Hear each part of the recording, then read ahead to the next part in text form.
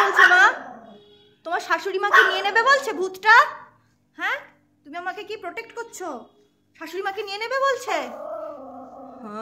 ভূত, এই ভূত, ও ভূতটা কোন দিকে?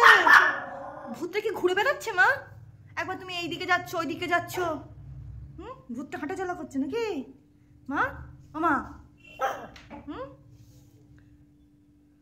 বলে এমন এমন কামড় দেবো না ভূত, তুই বুঝবি, তুই বুঝবি।